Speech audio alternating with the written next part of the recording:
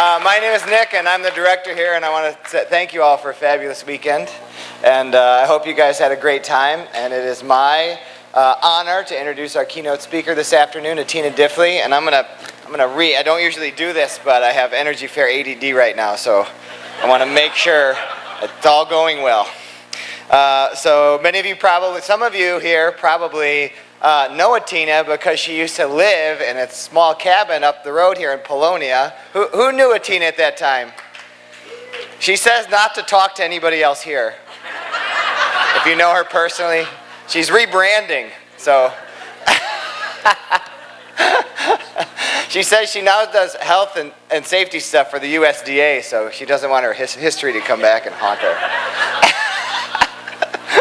So Atina is the author of Turn Here, Sweet Corn, Organic Farming Work. She'll be signing books after the keynote right out here.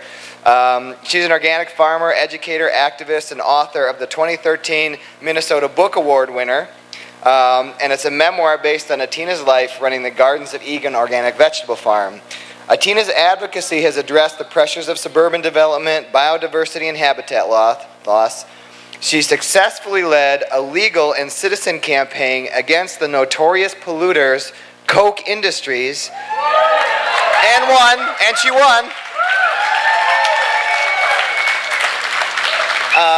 to create an organic mitigation plan to protect the soils and certification of organic farms in Minnesota. Her legal argument: organic farms are a valuable natural resource providing crucial ecosystem services to society beyond the food produced, supported her advocacy that they be protected as such. She wants everyone to know that organic farming systems have the potential to be solely based on renewable energy, the sun. Organic systems are the future, with fertility, pests, and disease managed with the energy of the sun through soil health and biological diversity. Please give a warm welcome to Atina Diffley. Thank you.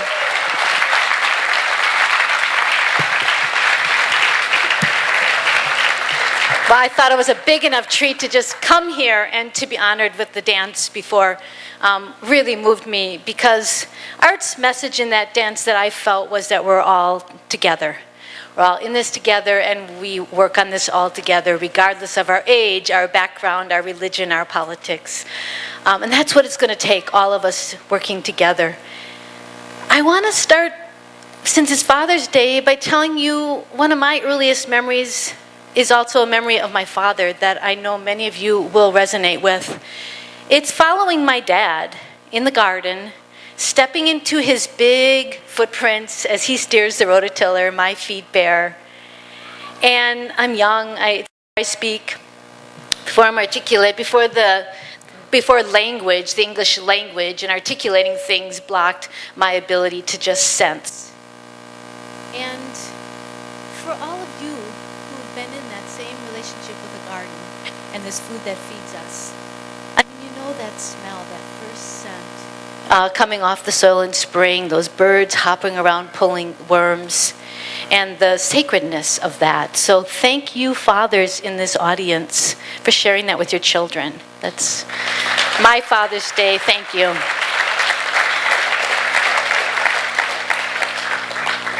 So at that point in my life, my favorite thing in the world was rain. And I would sense it coming and run out to our family's garden. My family grew much of our own food. And I would lay in the soil with my bare back to the ground and close my eyes and just hum and wait for those first raindrops to touch my skin. And when they did, it was really the divine speaking to me. It was that scent of God's perfume, was that smell of those raindrops hitting the soil. And I talk about this today because nature and this life process, that I was so fortunate to grow up in a family that grew our own food, and I was able to experience that life process in feeding myself. They really are ultimate models of renewable energy. And we're all here today. I don't need to convince any of you that renewable energy is important. And we have to think about everything. It's not just about more energy efficient appliances or alternative sources of energy. But we have to model everything on systems that are truly renewable. And I go back to that life process that I was able to experience so young on both a spiritual level and on an intellectual level. And it's this ultimate model. It powers itself on sunlight. It produces no persistent toxins. And persistent is really key word there, because of course nature produces toxins. It's part of the interaction between various species, but they're not persistent. And everything is recycled. The output of one process in nature is the food for another process. So working with those three, let's just all say them together. Powers itself on sunlight. Produces no persistent toxics. And everything is recycled. So today I'm going to talk about agriculture with those principles. Because we are truly capable of growing our own food, following those principles within the natural process of life itself. And you know, right now, organic and local, they're sort of like buzzwords, as if there's something new. Nothing I'm going to talk about today is new. This is not a new movement. This is how people have fed themselves for millennium. And as a young person, when people would ask me what I was going to be when I grew up, I would say I'm going to be a farmer or a bum. And, you know, I thought, well, they both get to be dirty. I liked being dirty. They get to be outside. I think the bum thing was I really admired them as society's recyclers.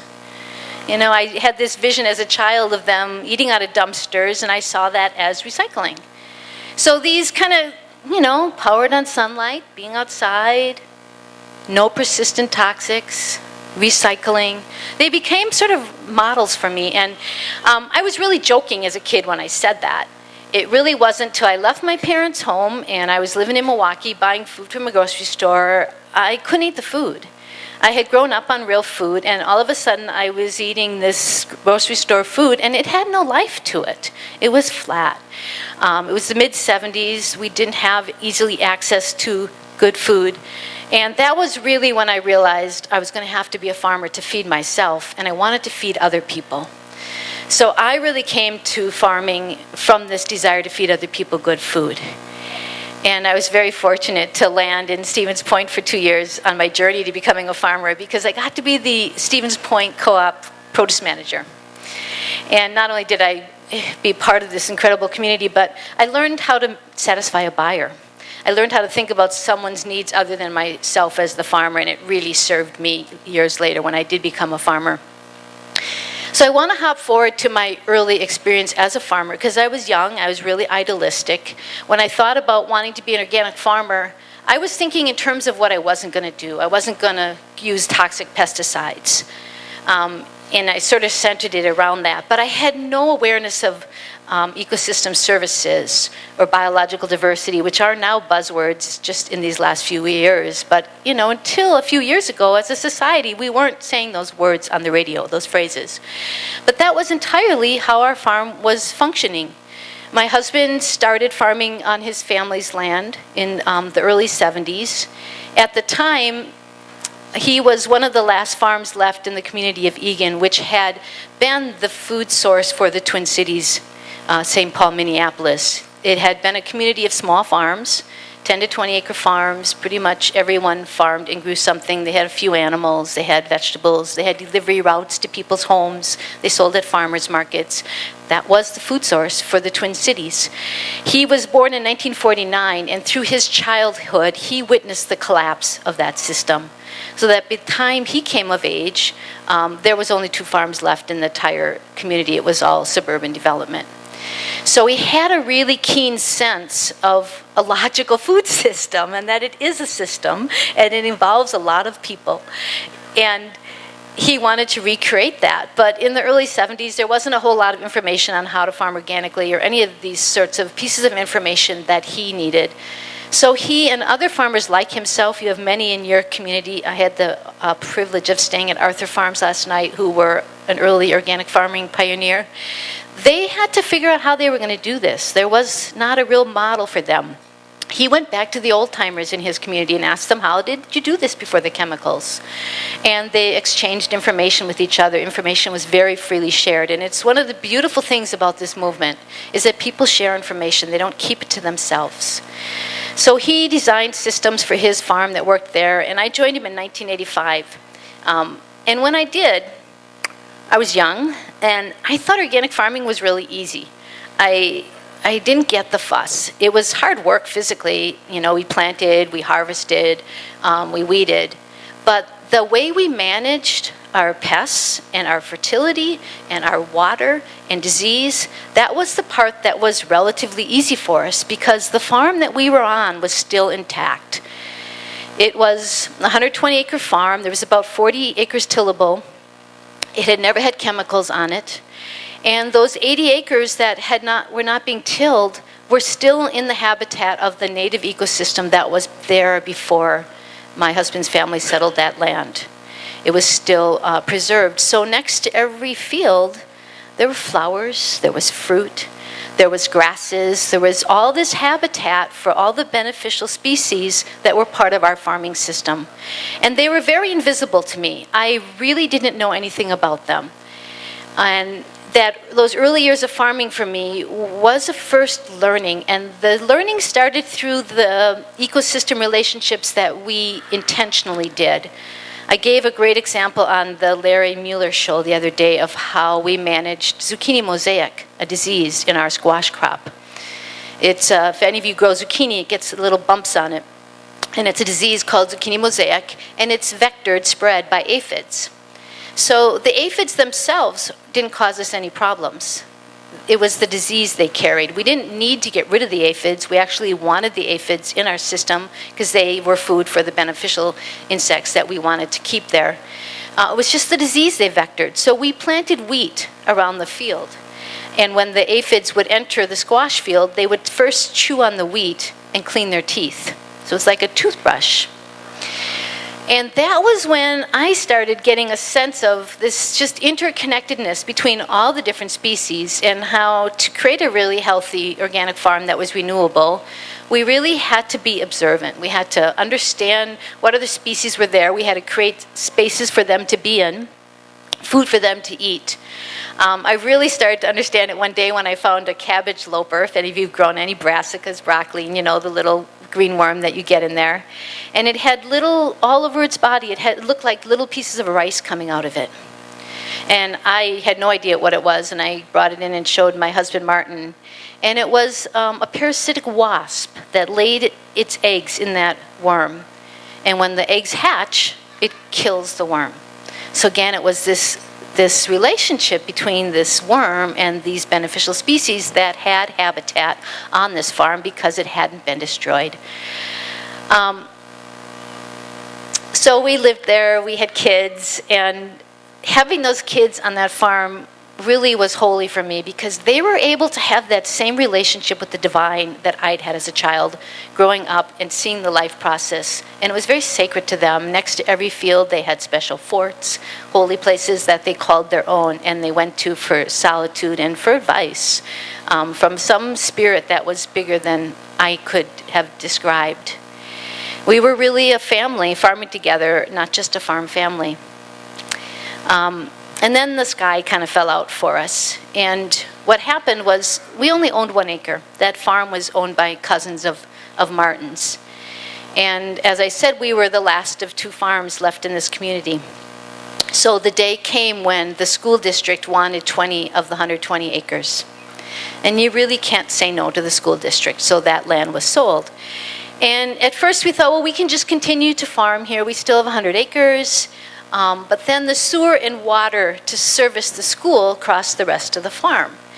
And the way that works, and this is not a unique story, it has happened on hundreds of thousands of farms and land across the country, was that land is now considered more valuable because it can be developed because it has access to sewer and water. So a lien is placed against the land to pay for those services. And you don't have to pay those liens until the land is sold. But never, ever. It's a fairy tale. It's a really long time. It's really not reality. And there was 11% interest against that lien. So if you owe $500,000 in 7 years, you owe $1 million. And in 7 more years, you owe $2 million. It doubles every 7 years. So families have to make very difficult decisions, and it tears many families apart. In this case, there were 4 cousins that actually owned the farmland, and 2 wanted to sell and 2 did not. And I was so impressed how they stayed in relationship through the decision, and they did decide to sell. They were really afraid of what would happen if the lien became larger than the value of the land, and how would any of this work out, so they sold. But what happened next is the part I really want to talk to you about, because it changed my entire life. The development process was a 3-year process. They took 1/3 of the farm each year. And we were allowed to rent the farm from the developer, became our landlord, and farm on the land that was not yet developed. Well, we thought that'll work out. And we were renting land around the county. We actually had land on 18 different properties within a 30-mile radius. A management nightmare until we could find a new farm to move to. But we thought, well, we'll just continue here, this land. I just didn't have this understanding of ecosystem services until I lost it. We were farming on land immediately adjacent to land that they came in with bulldozers. They took every tree, every bush, every blade of grass. They sold the living soil. They removed all of the life from the land adjacent to our fields. And we experienced a complete ecological collapse. We could not take crops off of those fields. We were overrun by disease and pests. When it would rain, the water had no life to hold it. And the soil would just run off and bury our crops.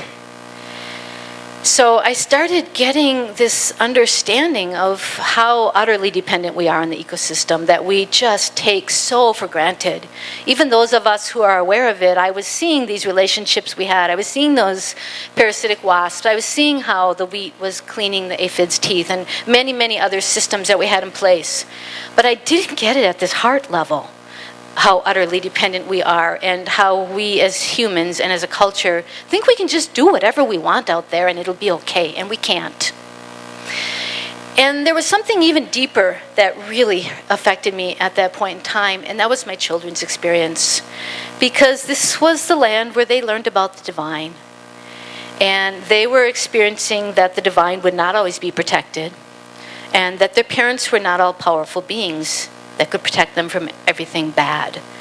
My daughter was 5, 6, 7 going through this, and she really withdrew completely from our family. She went from a little girl who knew everything that had happened on that farm, could walk past any field and tell you everything, who had special plants and special places, to a girl who wouldn't leave the house, who became a compulsive cleaner. She wouldn't help at our roadside stand. And my son became very violent, very aggressive, acting out this anger. And this day came when I found him. We only owned 1 acre where our house and our roadside stand and our greenhouses were, and our garden, our personal little herb garden. And I found him standing with his little toes right up on the line between ours and theirs, between green and brown, between life and death, and staring down those bulldozers, just watching them go back and forth, back and forth. And he just erupted, kicking and screaming and swearing, just intense rage. And I reached down and touched his back. I said, just go for it. I'm right here behind you. And he just picked up clumps of dirt, swore like, where would a 2-year-old, this little tiny 2-year-old, where did he learn this? What is this? He expressed this rage on and on and on. He couldn't stop it. It was so huge. And he just eventually became weak, but he couldn't stop. And I picked him up. I held him against my heart. I said, let it go. Don't hold on to this. What came up and out of him then was so much bigger than could have possibly been inside of this little human being. But it was completely from him and of him. And it was a grieving for the entire world of a loss that could not be returned, that could only go forward. Eventually, he fell like asleep. I don't think he was sleeping. I don't know where he was. And he was there a really long time. And when he came back, he was really serene. And he said to me, Mom, when can we go again to look at farms for sale? I really want to look at farms for sale. And what kind of tree do you love the most? Because that was his biggest loss, was all these trees that he had really loved. He said, I love oak and hawthorn. And I knew then that he would come through that loss and learn to love again and reconnect with the new farm that we would eventually find, and that he would be okay. He would grieve the end and come back to love again. And I tell that story for a number of reasons. One is it's so important to preserve land. It's one of the greatest works we can give to our next generation. But more importantly, it's not development that's the leading cause of habitat degradation and species extinction. It's agriculture. And agriculture is something every single one of us is involved with because we all eat. So whether you're growing your own food, whether you're a farmer, whether you're someone who's buying your food, we are all agriculturalists because we all eat. And agriculture, it uses 39% of the Earth's surface. It contributes 25% of the climate change problem is from agriculture, and it doesn't have to be that way. It uses 70% of our fresh water. And 90% of agriculture's electricity use is to pump water. So as we think about what I said earlier, powered by the sun, produces no persistent toxics, recycles everything. As we develop these agricultural systems, that's what they have to answer to. They have to be able to do all of those things. Something as simple as the water issue. It's ironic that carbon, which is the building block of all life, has now become a big problem. And organic farming can do a lot to solve that issue. Or it's been shown through research that organic farms sequester up to 50% more carbon in the soil. And when we go back to organic farming as a valuable natural resource, as a provider of these ecosystem services that we mentioned on earlier, that's exactly what we're talking about as we manage all of these various agricultural systems. How do we reduce that energy use for water? We build our soil. We add carbon to the soil. It increases the amount of water the soil can absorb, increases the amount of water that the soil can hold. For every 1% of organic matter, that soil can hold 16,500 gallons of water. That's a lot of water. You get your soils up to 4 or 5% organic matter, you can go through a month of drought. That reduces your energy use. So we're looking at every single thing we have to do on the farm and how we're going to manage that through ecosystem services that we're getting from these relationships with our species. And that's what a renewable farming system looks like. So developing those for our farm has been this sort of ongoing process because it requires a lot of observation. And we did find a new farm. We did move to our new farm. And when we first bought our new farm, it's near Northfield, Minnesota. It's 100 acres, and it had been badly abused. It had been farmed from one end to the other. There were no waterways. It had been chemically fertilized, and the soil was very compacted. And the first thing we did on that new farm was take it out of production for 3 years. We figured out how the water moved, got that covered with grass. We got the soils back into condition. We brought the life back to the soil. We brought the life back above ground by bringing in diversity. But let me tell you, it's a lot more work putting it back together than having a system that was still intact. And it's an endless task before us all, and our farm still needs so much more. So I want to jump ahead in this story a little bit to a day in 2006. I had actually just finished doing the books about a month before, and it was the first year when I did our spreadsheet where I didn't just add up how many pounds of something we sold or how many dollars worth of something we sold, but I asked the question of how many servings did we create on this farm, how many food servings? And did the math, we sold X pounds of broccoli, X servings per pound. And I came up with the number of almost 3 million servings of food had been sold out of 50 acres of production. And that really changed things for me. It made it really personal. These were people, and these were families around tables. These were meals, and this was food, this output of a process that was being food for another process. And so I was in my office in 2006, it was April, I was just in from planting kale, and I had 3 letters on my desk from someone called Mincan. And I looked at them and I thought, Min, that must be from Minnesota, and Can must be like, yes, we can. So I thought they were from a food shelf asking for a donation, and I was annoyed, I was busy, and I threw them in the trash. And I thought, well, I should just open one. I took one back out and I opened it, and it was not a food shelf. It was a Koch Industries owned crude oil pipeline. And they were informing us that they intended to build a crude oil pipeline. They were applying for a permit, a condition of use permit, and we were on the route corridor. So my heart just stopped. I'd already been through the loss of a land. I knew what it meant, that if those bulldozers went through there, we would never, ever farm on that land again. But I'm really embarrassed to tell you the first thing I did, but it's important and I don't want you to do it, so I'm going to tell you about it, which is I ran down to the machine shop where Martin was working, with those letters in my hand, and I waved them in his face, and I told him all about the pipeline. And then I said, and you have to call them up and tell them they can't put it through here. And then I went into a long spiel about what he should tell them when he called them. So he's a very wise man, and he just looked at me and he said, well, you know, they put those things where they want, and you have all the answers, so why don't you call them? But this is the part that's so embarrassing, because I said, well, they'll listen to you better because you're a man. And he said, I don't think so. He said, this one's yours, and I'll back you. And so there I was, giving away my power, which I don't want any of you to do.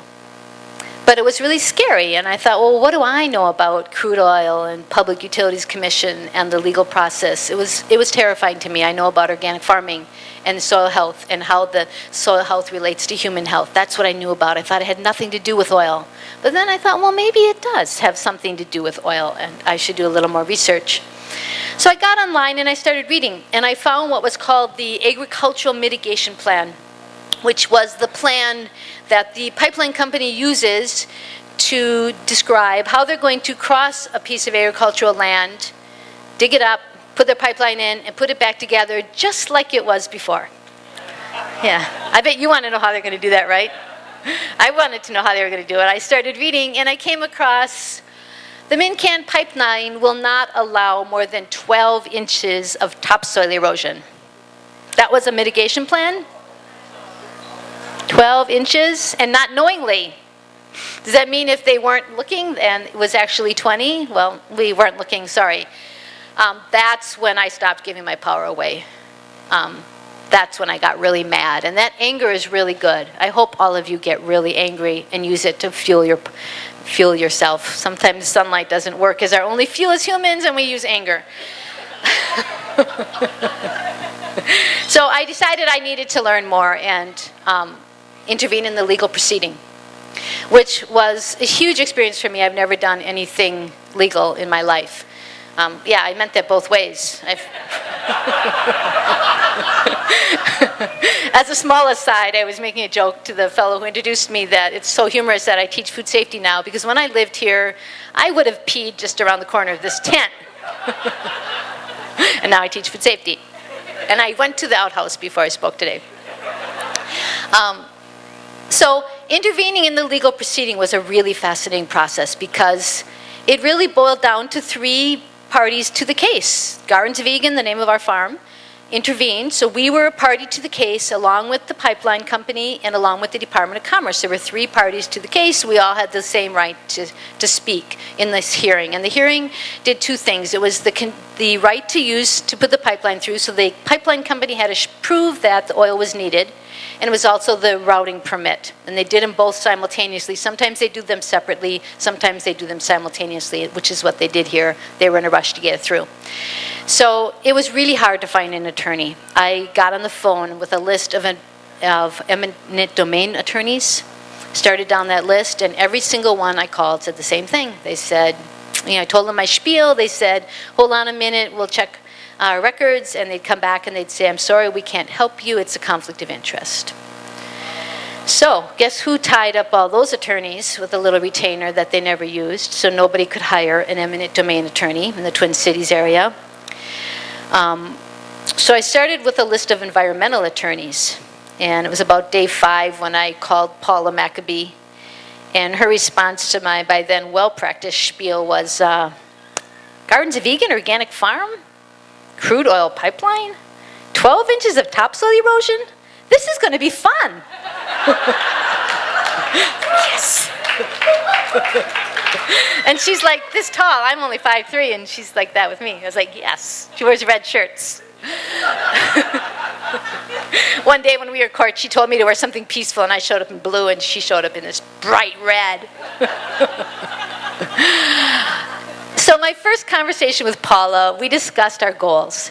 And I said, well, let's stop it all together. And she said, great. All we have to do is prove that society doesn't need the oil. Can you do that? And I, of course, somewhat idealistically said, well, of course I can do that. There's new research out. It shows that organic farms use 50% less energy. But only 6% of our food source is organic, and less than 1% of farms in the U.S. are certified organic. So it's not a very strong statement to the USDA that we're making right now. And so I think that's going to be a little hard to prove since it's not actually happening. So we set 3 goals. And one was that we would argue that an organic farm is a valuable natural resource that should be protected as such, like a wetland, by showing these ecosystem services. I've just touched on them. I could talk all day long, and I do talk all day long about the ecosystem services of farms. But we were going to show those in a court of law.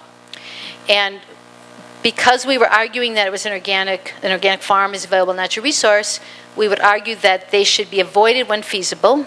And if they couldn't be avoided, there would be specific organic mitigation to protect them, such as it did allow for any topsoil erosion. So those were the 3 goals that we set. And I tell this story to you because it's a really important lesson to all of us to get engaged with this stuff that seems really scary and seems really impossible. We engaged in this legal proceeding. We brought in a soil expert. We brought in a certification expert. And we brought in our personal records from our farm. We really told our personal story to the judge about how we managed our farm. And because we were certified organic, we had credible evidence. You know, we were certified by a third party. All of our documents are federally registered. They're national documents. They're public access documents. So it wasn't just hearsay. We could really show how we were managing our farm. And we could show the changes that had happened to our soil and to the water on our farm in those 15 years that we had managed it organically. So that was the legal argument we made. And then we turned to our customers because we had been feeding the Twin Cities organically since 1973, and we had branded our farm so they knew who we were. And we said, we need you to write a letter to the judge. We talked to them about informed citizen input, and we said, just tell your experience with this farm and how you will be affected if this farm is lost. And those letters were amazing. Doctors wrote letters about how they actually tell their patients to buy food from our farm. People wrote letters about 3 generations of traditions, having their family reunion every year in that first week of August so they could serve gardens of vegan sweet corn. Chemically sensitive people wrote and talked about how they counted on that food. They couldn't eat food from just anywhere, and they canned and froze our food. 4,600 people wrote letters to the judge.